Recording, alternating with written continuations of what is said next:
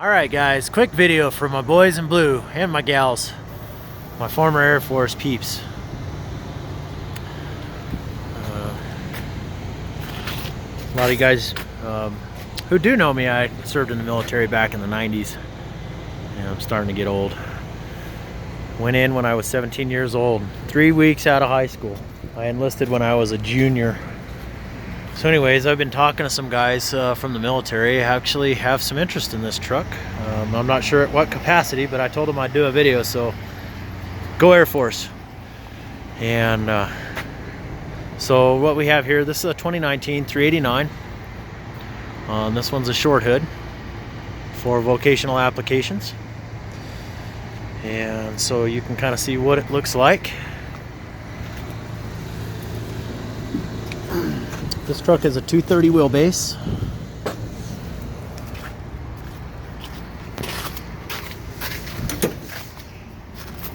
And we are running a X15 Cummins, 500 horse, 1850 torque. So this is the efficiency series engine. I do get a lot of comments on guys who are running efficiency series engines in other platforms, and they talk about how the RPM setting is lowered for the shift points where you gotta, on your lower gears, it just basically stops running. And that's not the case with how we set these trucks up. It's just a setting in the computer system. So if you do have that truck and it's a frustration for you, check with your dealer and see if they can take that parameter out. Some of them are dictated by mileage. So if whoever purchased the truck dictated that, let's say for example, they wanted that truck to run 300,000 miles before that parameter can be changed, then you might be stuck. But it's always good to just check with your dealer. So disc brakes on the front, guys. Shorter stopping distance, easy to change out. A little bit more expensive, not much, but nothing too crazy on the chrome. Not by Peterbilt standards anyways. I'm gonna go ahead and close the hood. So this truck is running 24/5 tall rubber.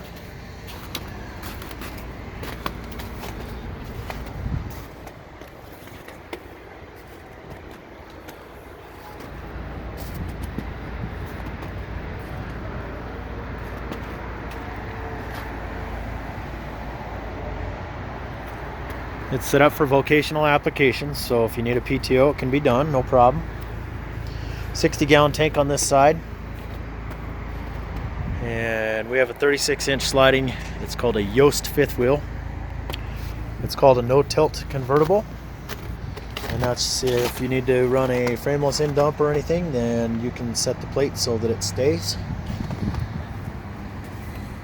It just adds a little bit more flexibility to what the truck is capable of. And just to give you an idea, the truck sitting on just the other side of this one is running 22.5 rubber. And although it looks a lot taller, the truck actually only sits about a ½ an inch higher. With this truck, the airbags are deflated, so it's a little bit deceiving. I did warm this one up before we started our video. This is the Peterbilt Trac suspension. Now the suspension itself does make the truck sit a little bit higher in comparison to the Peterbilt low leaf suspension, so that also makes a difference too. But this is a heavier, stronger, logger style suspension. 100-gallon tank on this side.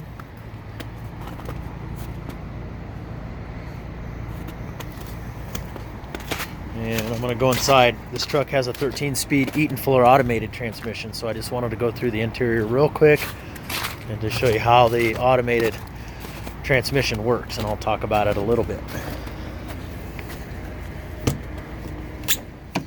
So this truck weighs, off the line, 17,170 on the scale.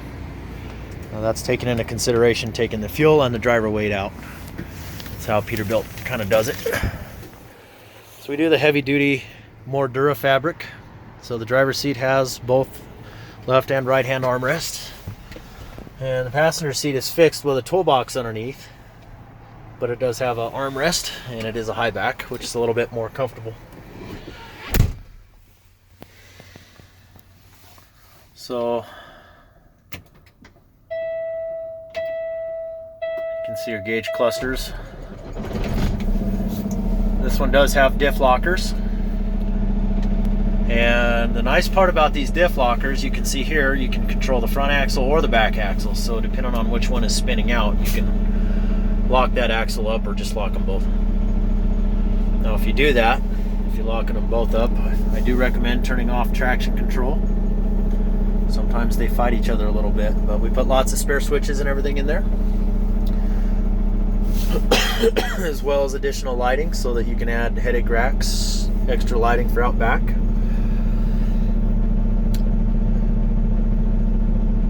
So just to talk about this, it's a little bit deceiving.